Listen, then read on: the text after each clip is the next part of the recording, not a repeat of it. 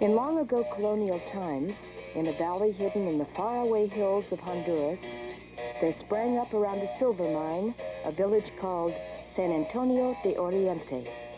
While the ore lasted, the town bustled with activity. But when the silver ran out, it sank into a peaceful, primitive, uneventful existence.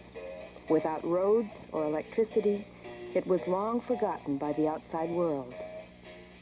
Then, one day in 1930, a young man named Jose Antonio Velasquez came to take over the telegraph office, San Antonio's sole means of communication with the rest of the country.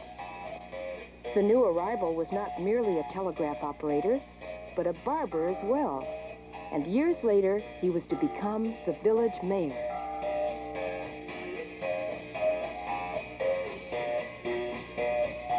The most curious thing about him, however, was his liking for painting. And San Antonio, where he married and his first children were born, was for 40 years to be the subject of most of his pictures. Today, thanks to this modest, unassuming man, Don Tonio, as his neighbors call him, San Antonio de Oriente is known throughout the world, wherever there are people to appreciate the beauty of simple, unpretentious painting and the charm of a naive view of reality.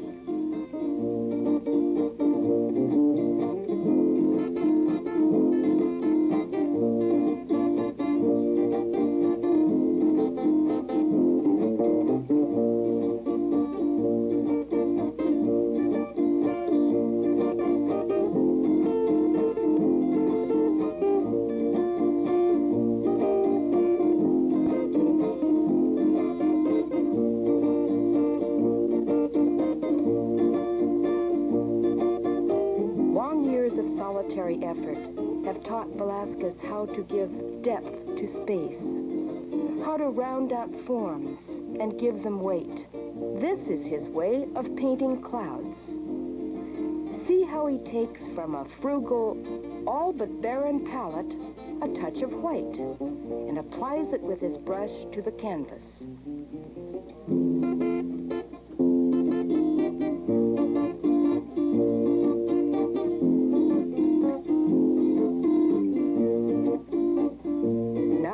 Rubs what he has painted, the clouds take on volume. This simple process of his own invention, no one taught it to him. Neither did anyone show him how to balance a composition, as he does in this case, by reducing the height of the stone wall.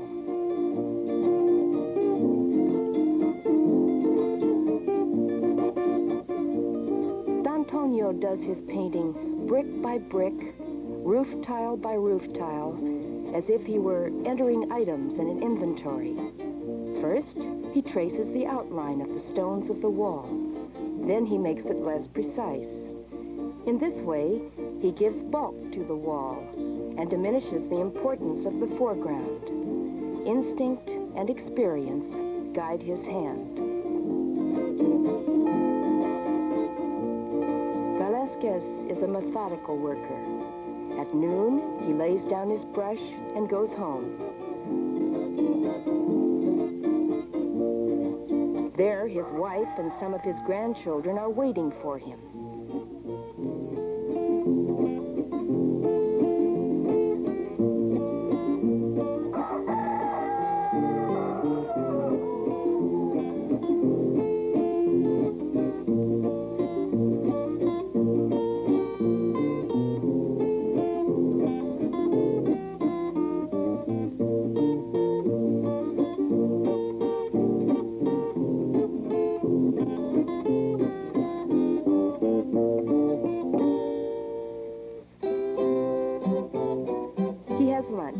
After a short siesta, he goes for a walk around the village.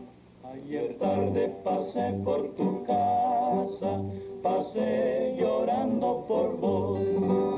Un sentimiento llevaba que nunca te dije adiós. Un sentimiento llevaba que nunca te dije adiós. Las naranjas y las uvas en el palo se maduran,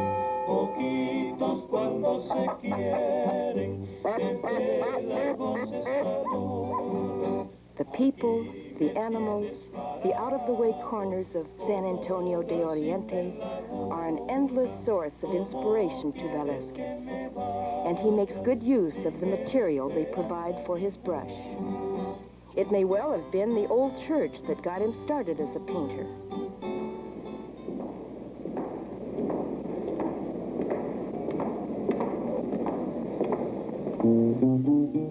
His first work consisted of altar decorations and processional banners. They were painfully precise copies of popular prints. Their colors were dry and pale.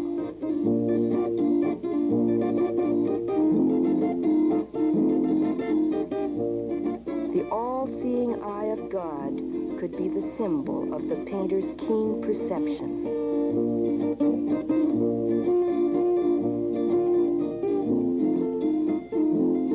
Velasquez puts the finishing touches on this view of his village. Every detail has been captured. This is not just a Honduran village, it is the Honduran village. Contrast this picture with D'Antonio's first San Antonio landscape, painted in 1933. Here the outlines are razor sharp. The colors are harsh. It took 10 or perhaps 15 years for the artist to succeed in catching the hues of tile roofs and stone walls, in differentiating shades of green, in creating a sense of space around trees, people, and animals. All creative artists take liberties. Celebrations are not a common occurrence in Velasquez village, but the painter has introduced into his picture a band of street musicians who enliven the hill country life. San Antonio de Oriente is too poor to have a parish priest of its own, but Velasquez has placed a clergyman among the villagers and shows them all parading toward the church, whose whitewashed facade is an ever-present element in his paintings.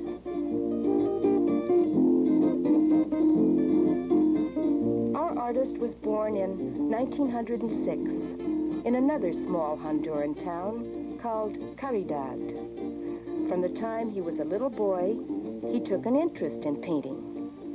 Instinct was his only teacher, but it has provided so sure a guide to his eye that today he is considered the most fully realized of all the folk painters of the Americas. Natural painters, the primitives of our time, have to invent their technique, just as did the painters who came before the Renaissance. They all seek to capture reality, but they have had no one to teach them how to go about it. The liberties Velasquez takes always have a basis in things that have at some time formed part of his surroundings. Thus, although he occasionally paints a memory, he never departs from reality.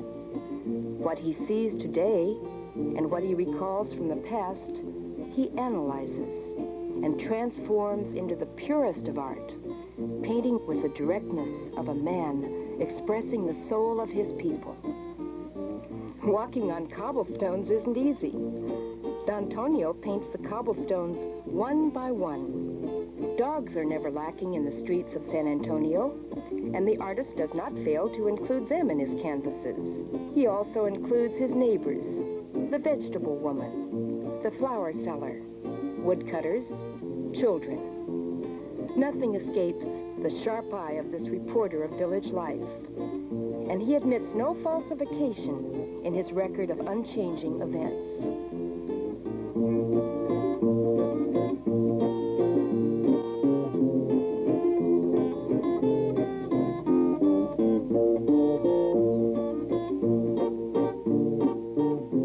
Unchanging, too, are the temperate climate and the abundant vegetation, amid the green of which bougainvillea, geraniums, and hibiscus strike contrasting notes.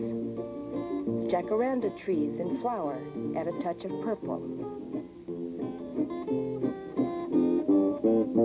Through the paintings of Jose Antonio Velasquez, the rural charm of San Antonio de Oriente has been brought to museums in Germany, the Netherlands, and Belgium.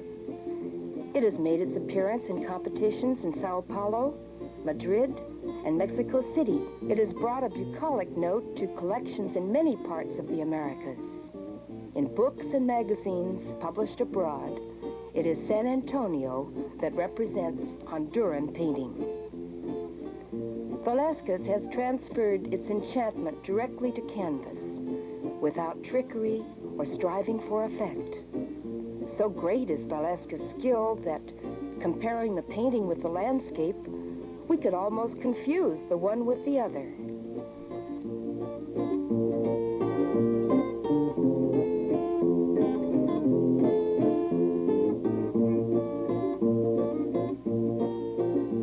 The pines of San Antonio, towering boldly over church and rooftops, are, as it were, the hallmarks of Honduras, a land of unforgettable pine groves.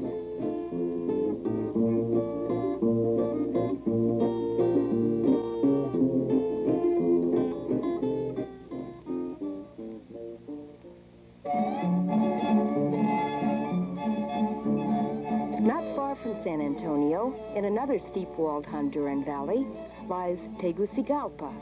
Originally, it was an Indian settlement, but Spaniards began to arrive there toward the end of the 16th century, and since 1880, it has been the capital of the country.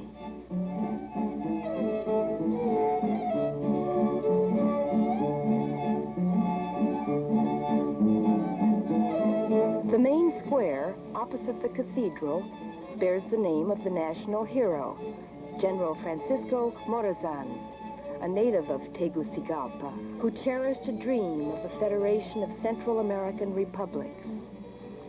After views of San Antonio, this is Velasquez's favorite scene.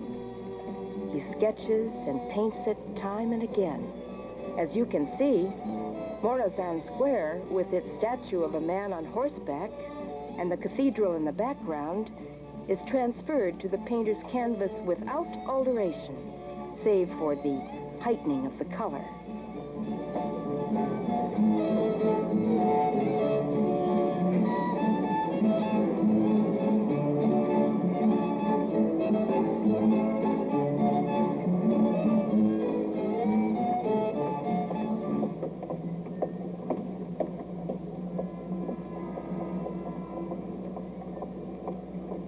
One change Velasquez has made, however, and that is in the feeling of space. He knows how to give a scene ideal proportions, the roominess it calls for, but may not possess. This is an element for which Velasquez, as a born artist, has a natural instinct.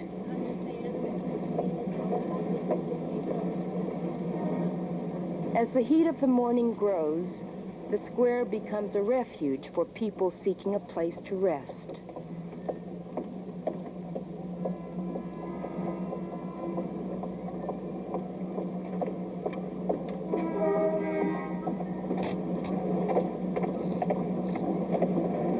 The scene draws tourists and their cameras.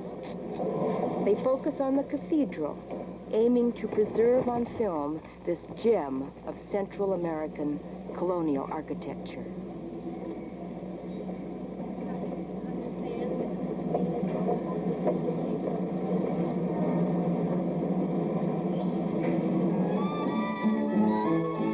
On the heights surrounding Tegucigalpa stands the suburb of Guanacaste.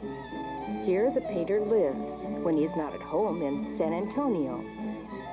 From this vantage point, the master realist analyzes and puts on canvas other aspects of Honduran life.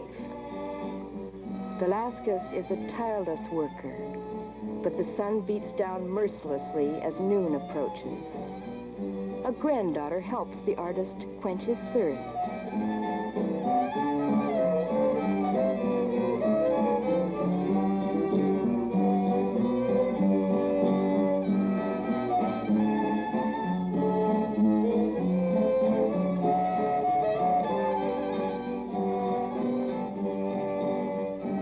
Tegucigalpa, in the blinding light of noonday, takes on intensity. The elements in the landscape stand out more sharply. Their brilliance draws the painter's penetrating eye. He extracts their artistic essence and renders them eternal. Velasquez is always both an actor and a member of the audience. He imagines himself standing on the bridge and proceeds to do a self-portrait.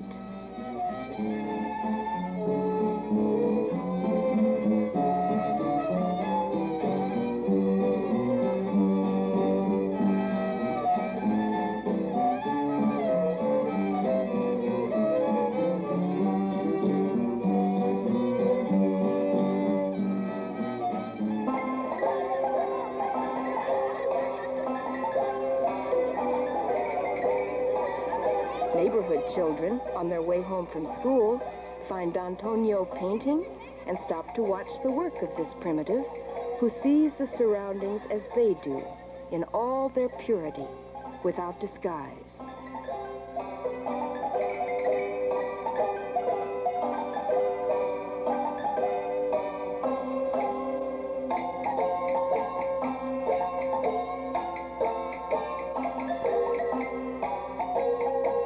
This, then, is Don Antonio, Jose Antonio Velasquez, telegraph operator, barber, village mayor, and painter. Above all, a painter, a Honduran painter. For Don Antonio paints his native land with the love of a man sprung from its people, the people among whom traditions live on without change, with the timelessness of art.